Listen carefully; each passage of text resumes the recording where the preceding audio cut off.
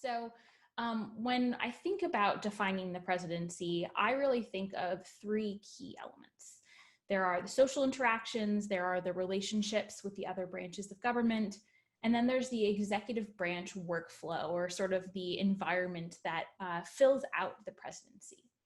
I'm going to talk about each of these three things in turn. I obviously won't be able to get into as much detail as I would like, but I'm really excited for the question and answer portion of today and the document session, because hopefully we can dig into these events a little bit more. And I'm always eager to hear what you want to know about, because that I think is much more valuable. So I always start a conversation about the presidency with Washington's inauguration on April 30th, 1789. And I start here because it is so important to emphasize how little was already developed, how little was known about what the government would actually look like, and how little was actually written down. I really encourage all of you to look at Article 2 and to do so with your students, because it is so short. There are so few words dictating what it is that the president is supposed to do on a daily basis. And Washington felt so much anxiety and stress about figuring out what all those sort of fuzzy details that make up the day-to-day acts of governing would actually look like. And he had a real understanding that every action he took would set a precedent for those that would follow him. And so he just felt so much pressure to get it right. And it's easy sometimes from the 21st century perspective to say, well, oh, of course it worked out. It's fine. He did a good job. There was another person that came along afterwards. But really, there was a great shared sense of concern that if he didn't get it right, the country would fail. And he felt that concern so heavily that when he was heading to New York City to take his oath of office, he wrote that he felt like a convict heading to the place of execution. So not exactly a celebratory sense of going to the presidency. I apologize in advance if you hear JQDA in the background. He's a hound. I'm providing you with an authentic historic experience because Washington loved hounds. So you can feel like you're at Mount Vernon. So when he came to New York City to take the oath of office, he had this real sense that he had to try and get it right. And the first thing that he was focused on were the social interactions. How is a president supposed to greet an average person? How are they supposed to socialize? Are they allowed to go to other people's homes? Are they allowed to host their friends at their house? Or will that be considered showing too much preference for certain citizens, and they didn't want to do that? So Washington basically created a social calendar that had a variety of different activities to give himself basically various levels of access to different types of people. And I can't talk about all of them today, but I do want to talk about a couple and emphasize the political value of those activities and Washington's savviness in getting the most out of those interactions. So this is the president's house in Philadelphia, what it would have looked like in the 1790s.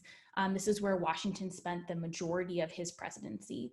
Unfortunately, the home doesn't fully exist anymore. There is a site at Independence Hall that sort of shows what the floor plan of part of the first floor would have looked like. But I've actually recreated the home in a 3D model. It would have been one of the largest private residences in Philadelphia at the time. And the street, in terms of 6th and Market, or 6th and High Street, is still there. So I highly encourage you to go walk around if you have the opportunity and try and sort of put yourself in the mindset of Washington.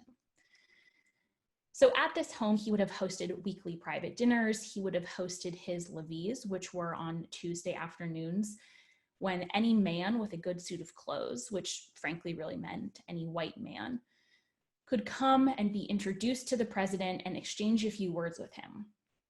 It was a very sort of formal event. We weren't having a lot of good, close bonding time, but it did mean that the president was at least available to be introduced to sort of an average citizen, if you will.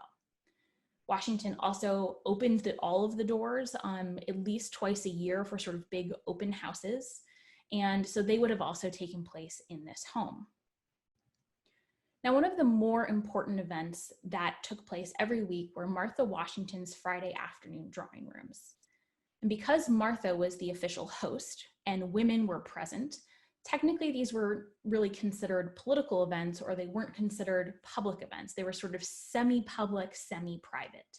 Now, that didn't mean that politics weren't discussed or, matters of state. It just meant that the women that were present sort of gave this veil as though these things weren't taking place.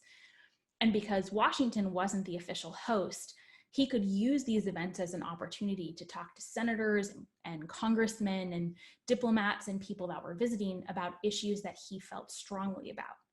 And in fact, we know that in the summer of 1790, he used one of these drawing rooms to convince a couple of senators that more money needed to be allotted to pay for diplomats abroad. And he influenced the outcome of legislation at one of these events. Now, had he tried to do so sort of like in Congress or at an official public event, he would have been accused of interfering with legislation. He would have been accused of politicking. But because Martha was the host, he was just a private citizen and he could talk about these matters. Now, Washington also worked really hard to think about how he presented himself to the American people. And that's not really as easy as it sounds, because he needed to appear to be a virtuous Republican, and this is a little r Republican at the time.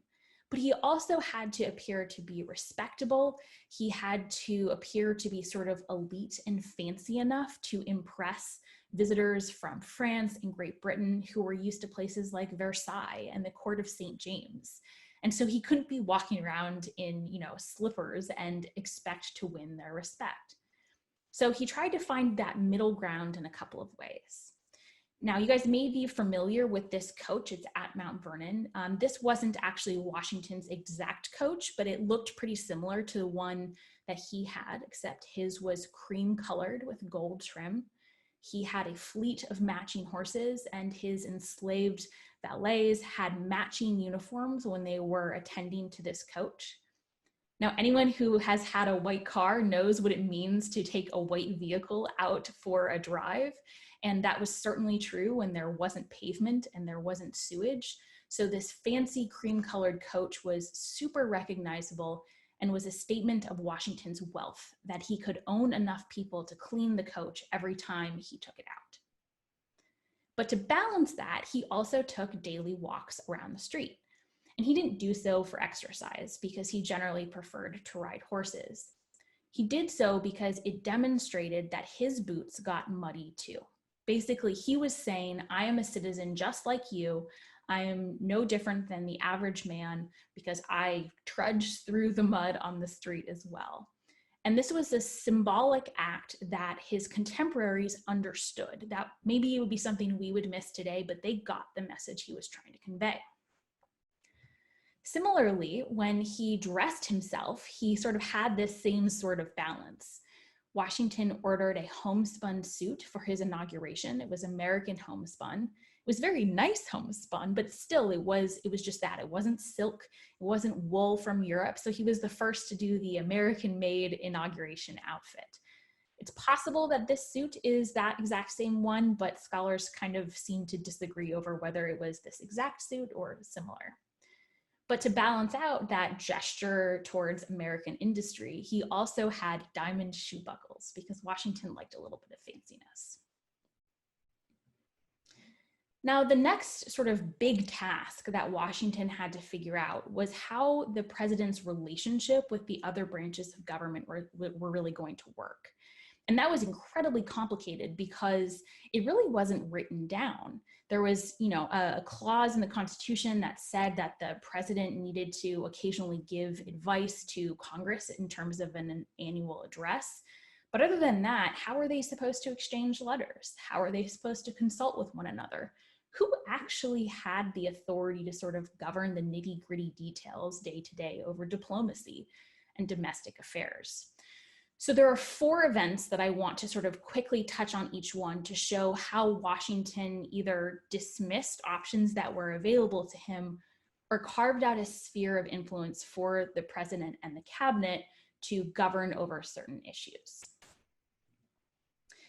So in Article 2 of the Constitution, it says that the Senate will advise and consent on foreign affairs in terms of treaties and appointments.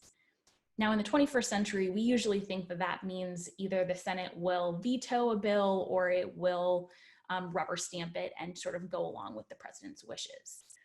But the delegates to the Constitutional Convention actually expected that the Senate would serve as a council of advice on foreign affairs.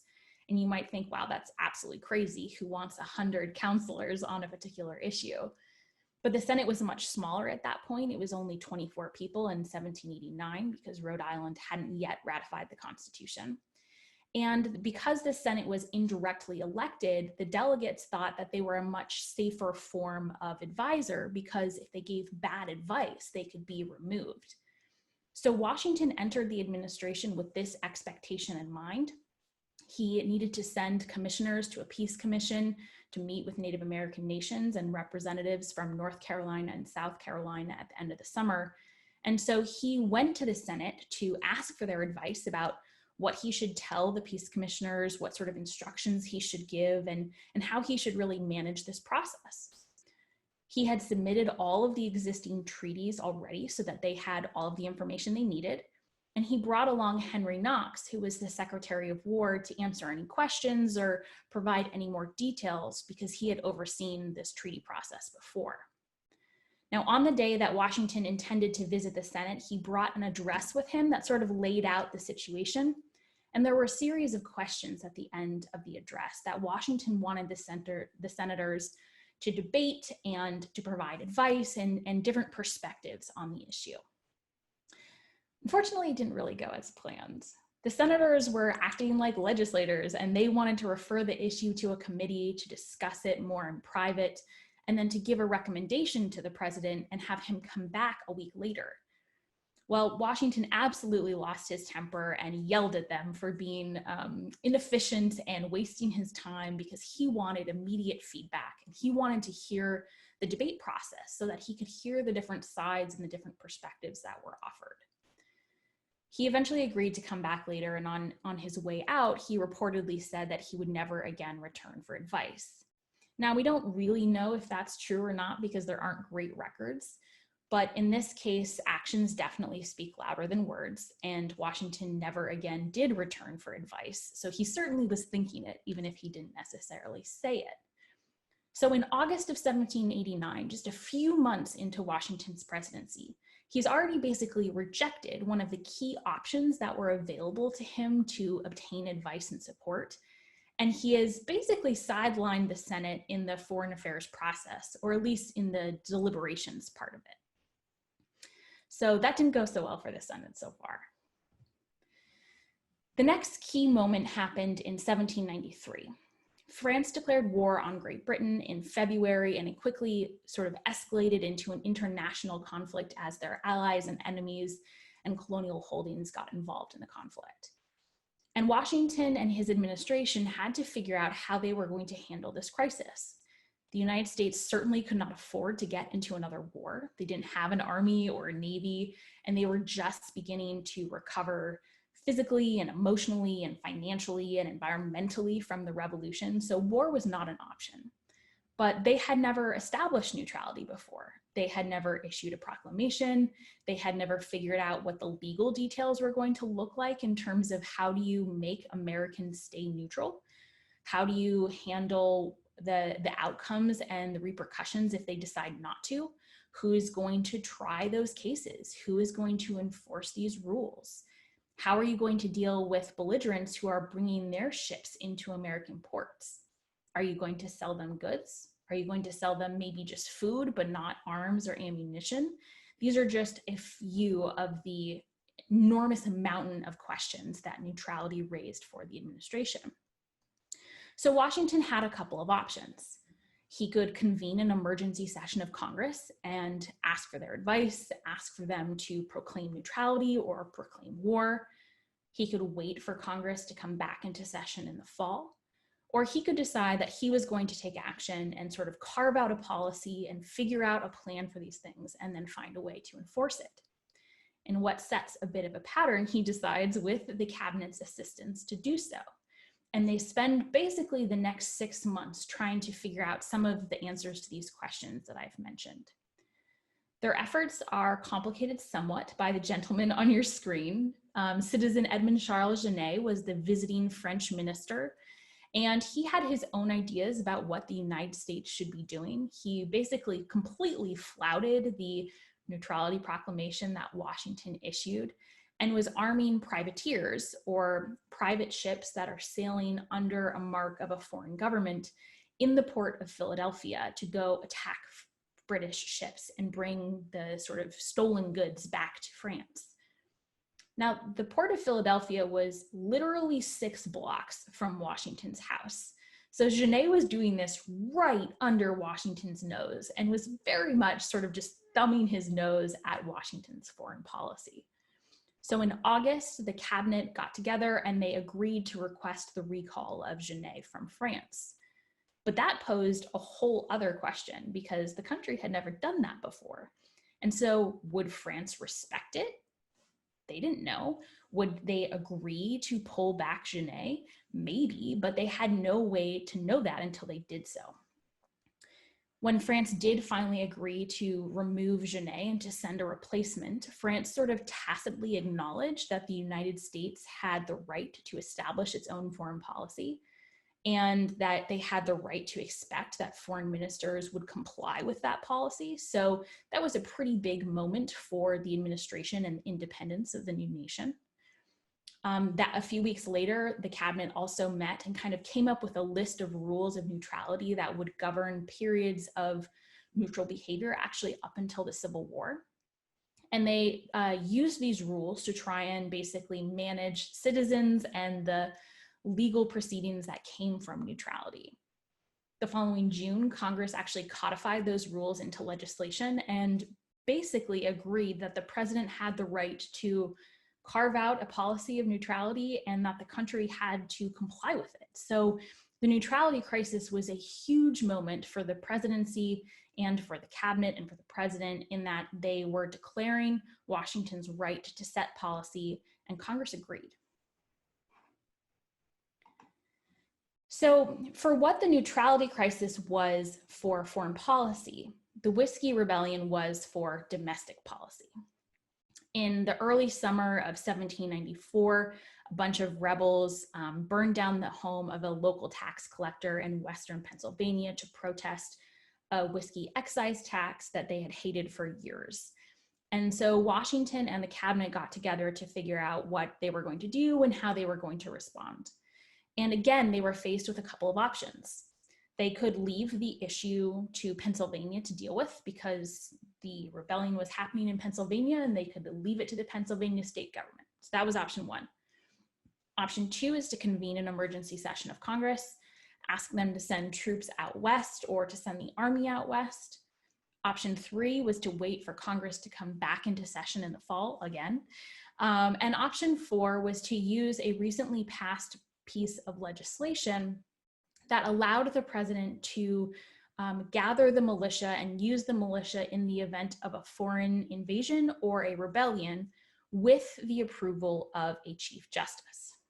So the cabinet met at the end of July 1794, and within a matter of moments basically decided that they were going to use this last option. They were going to send out some peace commissioners to discuss peaceful terms with the rebels and hopefully come to a peaceful solution. But if that didn't work, they were going to be getting the militia ready. So within a matter of moments, the cabinet and Washington decided that they were going to sideline the Pennsylvania government and they were going to sideline Congress over a domestic issue.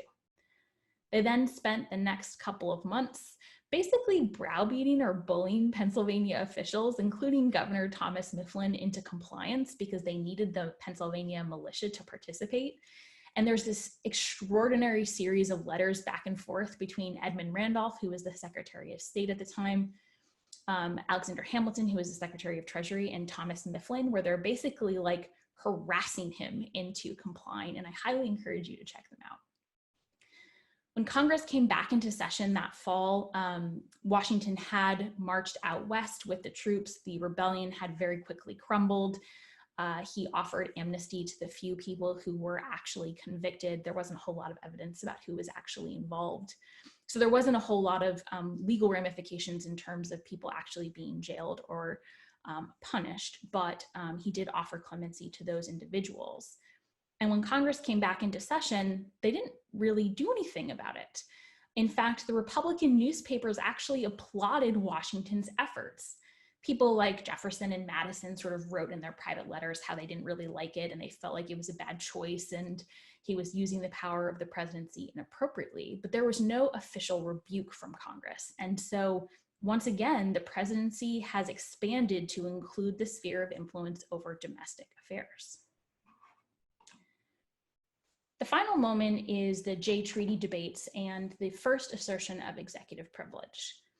In late 1794, Washington sent Chief Justice John Jay to Great Britain to negotiate a new treaty to try and resolve some of the lingering issues from the war and to deal with some of the economic challenges that were still existing in their relationship. Jay was able to negotiate a treaty, which I personally think was probably the best treaty that the United States could have got because it had absolutely zero leverage in the negotiations. But it was very unpopular for many Americans, including many Southerners, who felt like it was really unfair.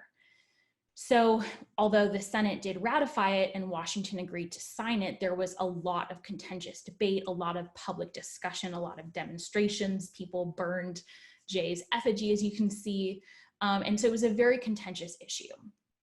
And so usually that would be sort of the end of the discussion, but the treaty included a clause that required the US government to create a commission that would adjudicate debts that Americans owed from before the war. And in order to do so, the government had to raise money to pay for this commission. So enter the House of Representatives. And a number of Republican congressmen they hated the treaty so much that they saw their role in this process as an opportunity to scuttle it and to make sure it didn't work. And they requested all executive papers pertaining to the deliberations. Now, this was not the first time that Congress had requested executive papers. In fact, they had done so several times and Washington had complied and turned over the papers that were appropriate. But in this case, Washington took the opportunity to say no. He asserted executive privilege for the first time. The letter that he wrote is actually going to be one of the documents that we look at later, so I'll save some of the details there. But it's one of my favorite pieces of correspondence because he also takes the opportunity to smack down any involvement with the House of Representatives in the treaty-making process. He also, of course, sets the precedent that executive privilege is a thing and exists and can be used. So the final component that Washington had to figure out, and as I've sort of alluded to with these big moments with the other branches of government, is how the executive branch is actually going to work. And that process might seem clear or guaranteed from our perspective in 2020, but it was anything but that. Article 2, Section 2 says that the president can require the opinion in writing of the principal officer in each of the executive departments upon any subject relating to the duties of their respective offices. And this phrase is crafted very carefully. So first of all, he may require. He doesn't have to. He is not bound to listen to the secretary's advice, and they do not have a right to be a part of the decision-making process. That's crucial. Second, the opinions have to be in writing. And in putting this clause, the delegates really hoped that there would be a paper trail of evidence about who said what, who advocated which position, who maybe gave really good advice, who gave really bad advice, and they were hoping that they could hold responsible the people for the policies in government. That was one of their real issues with the British government, is it wasn't clear who was in charge. There was no transparency. So in writing was essential. And they wanted the secretaries speaking about issues pertaining to their departments. They weren't bloviating about subjects they did not have expertise. So initially, Washington stuck to these terms for advice. He exchanged letters with the department secretaries on issues about their departments. But as we've all seen in our own lives, sometimes when you're writing emails back and forth, when you're sending text messages, sometimes you forget to say things and then you have follow-up questions, or things aren't really well conveyed, the tone is unclear. Now imagine trying to do that with parchment and quill. You have to write out the letter, you have to wait for it to dry, you have to wait for it to be delivered, then you have to wait for the other person to write out their letter and for it to dry and for it to be delivered. And now what happens if you have follow-up questions? So Washington very quickly realized that the issues that were facing him were so complex and they were so complicated that purely written correspondence was not going to work. So what he started doing was he would send a letter, the secretaries would send a letter back, and then they would come and they would meet with him in his private study and have individual conferences. So this is something what the private study would have looked like in the president's house in Philadelphia. This is where Washington got dressed and had his enslaved manservant shaved and helped him do his hair. It was where he dealt with all of his writing and his business. And it was also where he hosted the secretaries. So that worked for about the first 2.5 years of the administration. And it wasn't until November 26, 1791, that Washington convened the first cabinet meeting. And that date is really important because most people, and I think understandably so, assume that the cabinet was there from day one. They assume that of course it was going to exist because all presidents have had one, and of course it was going to happen from day one. But that was very much not the case. And so it was 2.5 years into the administration when Washington realized that on some really big issues like domestic rebellion and diplomatic crises and constitutional questions, he needed to have multiple perspectives. He needed to have multiple points of view and expertise. But also these big issues very rarely had to do with just one department. They often touched on the war and the Treasury Department and the State Department. And so he needed to gather the secretaries and the Attorney General to provide advice. Now, over the next couple of years, Washington met with the secretaries a couple of times in 1791, a handful of times in 1792, up to 51 times in 1793. The evidence is a little fuzzy. It's either 49 or 51 times. 30-something times in 1794, and then the numbers really decline after that. Most of the meetings would have taken place in this space, and I can't really see you all, but usually this is the point where I would say, who's a fan of the musical Hamilton? And I'd ask you to raise your hands. So any of the fans of the musical will know that Jefferson and Hamilton absolutely hated each other.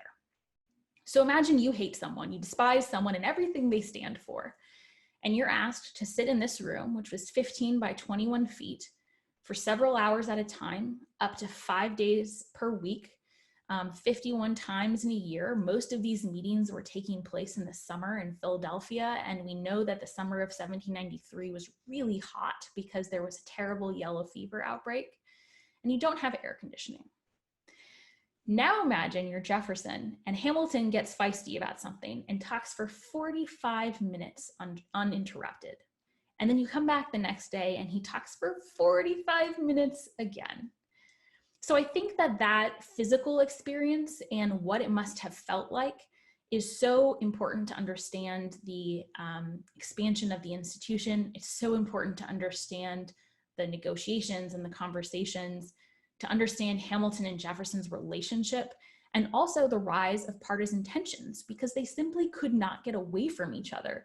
And sometimes when you put people together like that, it becomes just this hothouse and this explosion of tempers. And I think that's exactly what happened. So as I mentioned, the number of meetings really declined towards the end. And I suspect that's because Washington had a pretty high turnover when in his later years in office. Jefferson retired at the end of 1793, Knox retired at the end of 1794, Hamilton retired at the end of January 1795, and then Randolph resigned at the end of the summer of 1795. So for Washington's last basically year and a half in office, he had what I affectionately call the B team. And we know from his correspondence that he didn't really think very highly of them. Timothy Pickering, who was the new Secretary of State, was his 7th choice for the job. He had asked 6 people and they had all said no, and finally he settled on Pickering. James McHenry, both Washington and Adams said he was woefully ill-prepared to deal with the stresses and challenges of the job. And it's possible that Washington felt like he had set all these precedents and he really trusted his judgment, or, he was happy to sort of just rely on written correspondence. But I think it's more of a personal relationship thing, because while Randolph was still in office, he really relied on him. And then he really relied on Hamilton's written correspondence after Randolph resigned, instead of speaking to these new secretaries. But that choice was an essential one for the development of the cabinet long-term into the 21st century. Basically, by ensuring that the secretaries did not have a right to be a part of the decision-making process, by excluding them from certain deliberations, by keeping information from them, which he did, he really demonstrated that he was the one that was going to make the decisions. And the secretaries were welcome to be a part of it when he invited them to, but they did not have a constitutional or legal right to be a part of that process. So as a result, Washington left this legacy that all presidents get to decide who their closest advisors are going to be. Sometimes they're cabinet members. If they have good relationships with their secretaries, sometimes they really rely on those people. Sometimes they're friends or acquaintances that they know from previous work or jobs, and they happen to be outside of the government. Sometimes they're family members, like Kennedy relied on Robert Kennedy, who also happened to be his attorney general. But each president gets to decide who their advisors are going to be, how they're going to relate to them, what that relationship is going to look like, if they're going to even listen to that advice. And those relationships largely take place outside of any public or congressional oversight. So that presents an incredible opportunity for presidents who are really great at managing people and their personalities. And it is a huge potential downfall for presidents who are really controlled by their cabinet, or who have cabinets that are really divisive or kind of fall apart. So I think that in a lot of ways, the cabinet is one of Washington's greatest legacies, or perhaps at least the most underappreciated one. So thank you guys so much for your attention. I mean, I guess I can't really see, but I'm assuming you're all been very captivated.